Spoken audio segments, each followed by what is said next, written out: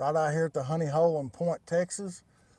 We're gonna ride around here on the golf cart and see how many we can catch before dark. So y'all hang tight. We'll be right to our spot in just a moment.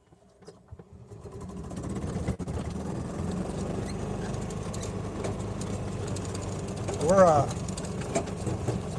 gonna get out here and see if we can't stretch a line here on a few of these little old fish. We're gonna slide over here to a sweet spot where we've been known to catch a few. Hope y'all enjoy it. Don't forget to like our channel, Bass Fishing with Greenfish Nation on YouTube here. Also, don't forget to hit that subscribe button. Whoopsie, sorry about that. Turn on that notifications bell so you'll get notified when we go live. And you can watch us catch all these fish. All right, we're here. We are here. I'm gonna put you guys right over here, kind of facing away from the sun. Got to get y'all leveled up here.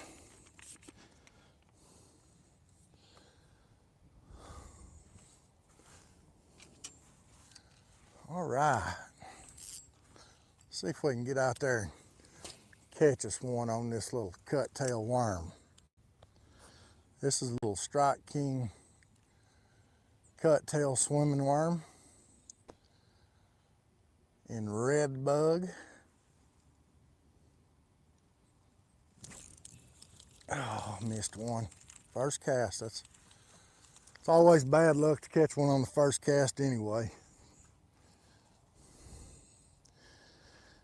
I got to get another one of these, so I'm going to show you guys what I'm throwing here. Like I said, this is a cut-tail red bug. Y'all hang tight.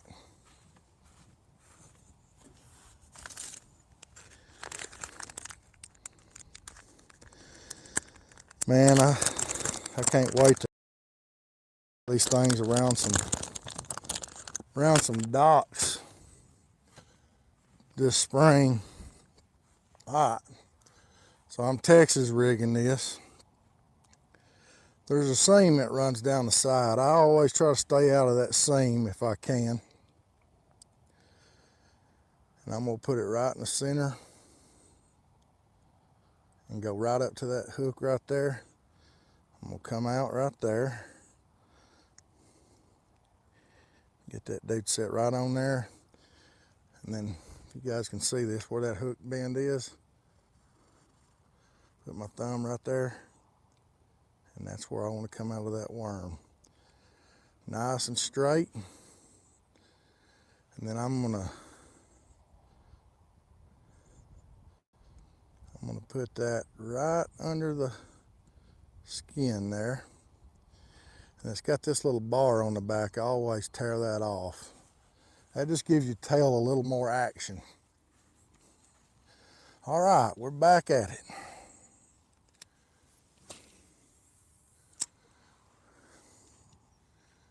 We're just gonna cruise that thing just off the bottom. There we go. I was saying we're gonna cruise it right off the bottom. Try to slide it by some of these bushes and see if we can't pick up a few. It's not a hoss, but I mean, he ain't nothing to be writing home about, but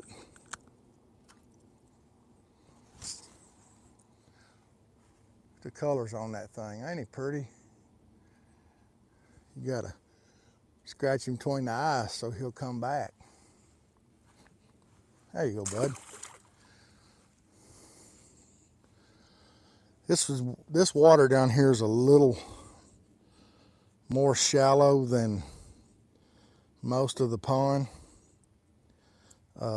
So it probably warmed up a little better today. So there's probably going to be a few more fish in here. So we'll give her a shot. I'm gonna go right back over in that same area Well, I didn't mean to throw it through them cattails. I was trying to go to the left of them, or I should say bulrushes. Them ain't really cattails. And I'm just kind of slow rolling it, like I said, up off the bottom, letting that tail kick. Come by these little bulrushes or pencil reeds, whatever you want to call them. Trying to keep it up off the bottom. There's a lot of junk on the bottom of this pond. That's where I was trying to go the first time. Get it right out of there. Let it fall. Take off and see if we can't get one.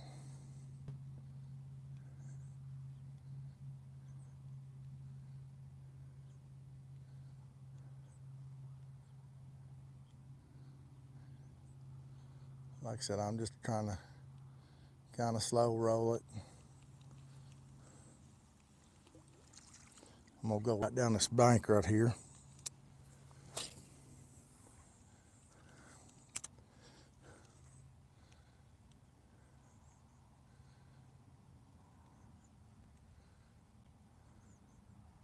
See if we can't maybe pick one up.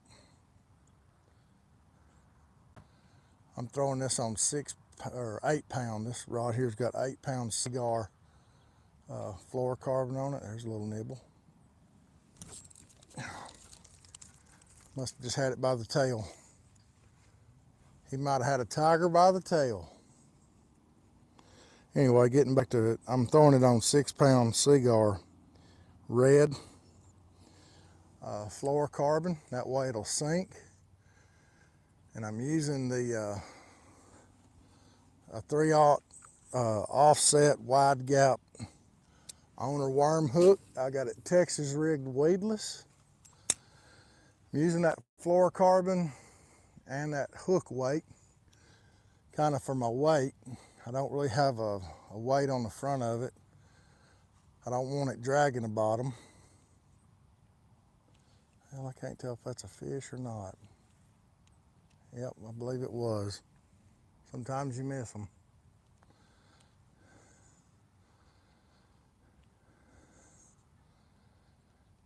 If he picks it up again, we'll drop the hammer on him. That sucker picked it up 3 times.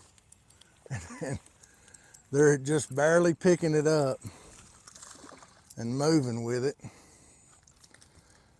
And I put a little too much pressure on him twice, and he dropped it, but he just couldn't stay away from it.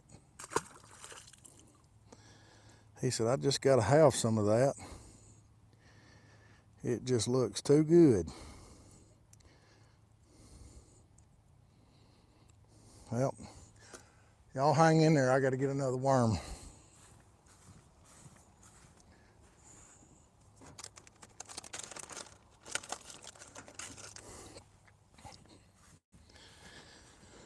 All right, let's see here. This thing's got a little split in it right there.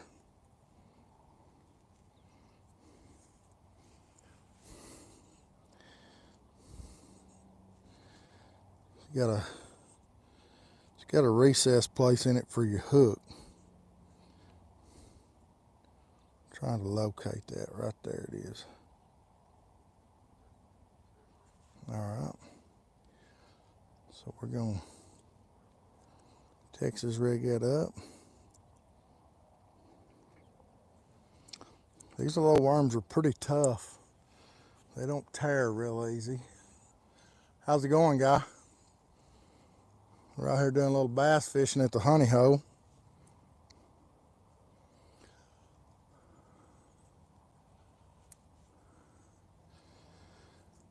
You a bass fisherman?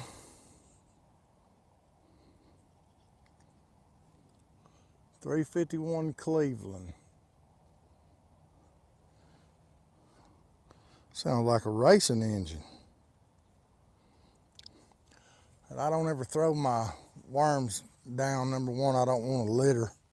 on my landowner's property. And number two, I want to use those dudes for remelts and pour more of these.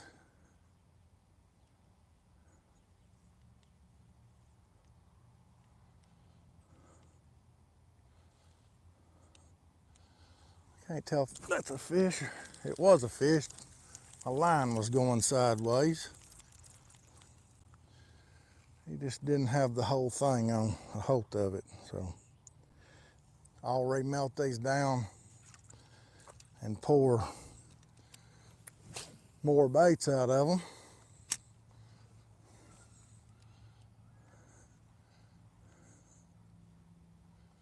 And save myself a little bit of money on that.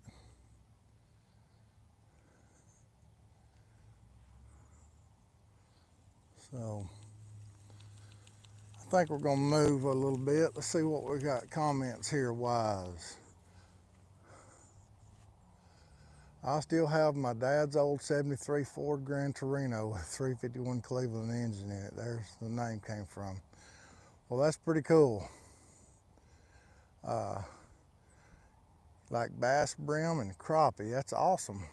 My dad had a 66 Chevy Impala. It had a 327 in it with I believe a 3-speed on the floor. And man, that thing would fly. But I'm a Ford man myself. So I understand that 351 Cleveland. Let me get y'all kind of straightened out here. Turn y'all toward the water here a little bit. See if we can't catch us another fish.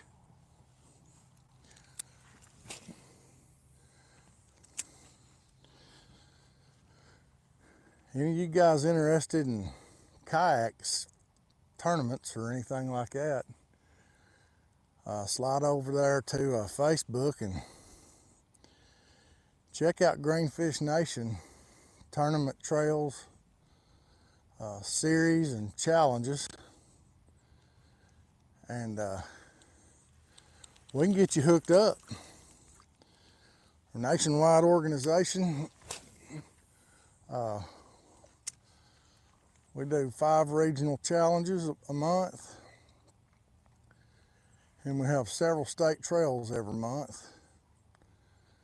The regional challenges are a month long. State trails are generally 1 day, except for the championship that'll be in September, and that'll be a 2-day event for everybody.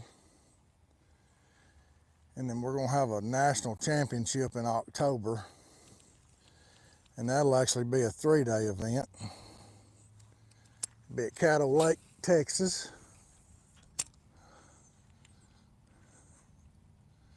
And we're gonna have a good time. Love to have you guys join us.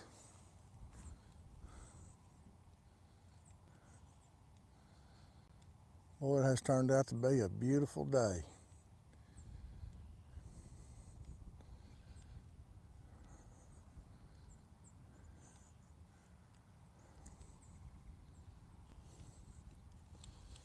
All right, I'm gonna swing you guys around just a little bit.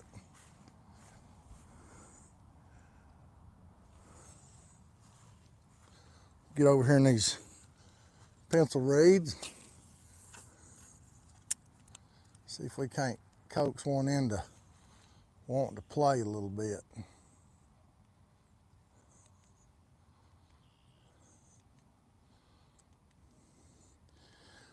I think on this bait you get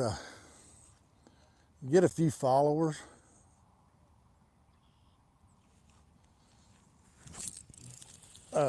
Say they'll pick it up, they'll follow it for a little while, and they'll pick it up by that tail, because that tail's a thrashing around. They'll pick it up by that tail and carry it off. I never felt a bite that time. What I did see though was that my line was traveling that direction. Now I felt a bite right then.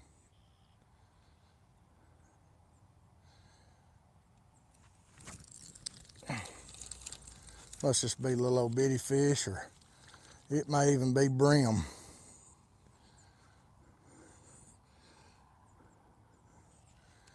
I didn't tear it none. A lot of times they do that, it'll tear it.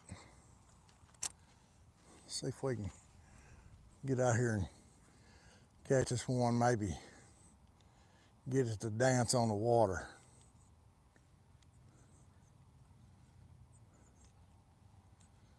They seem to be liking them bulrushes.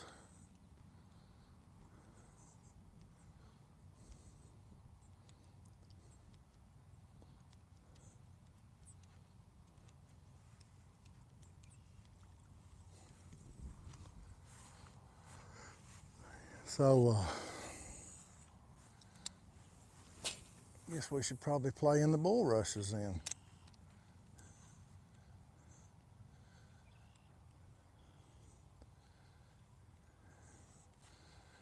They're probably backed up to them because they're transferring heat. Yeah, that little booger. Y'all see my line there? There's another one of them little cusses.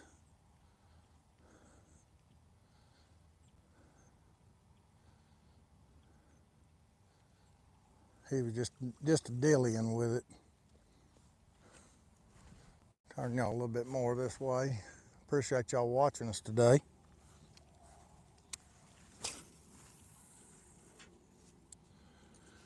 Well, I didn't mean to come that far out.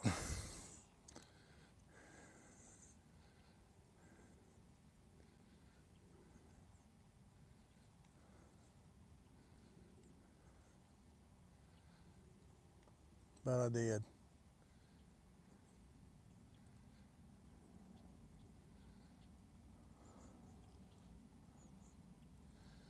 Mr. Dan just said they put some more pond shade in here. They're trying to keep the vegetation down a little bit. It gets bad out here in the summer. They're trying to get a jump start on it, I guess.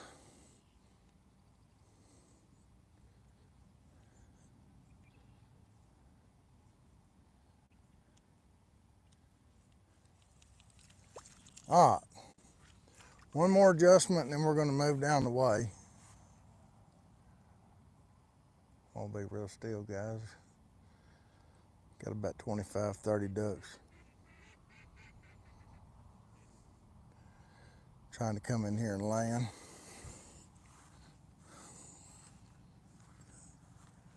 Yep, they went down to the other end of the pond.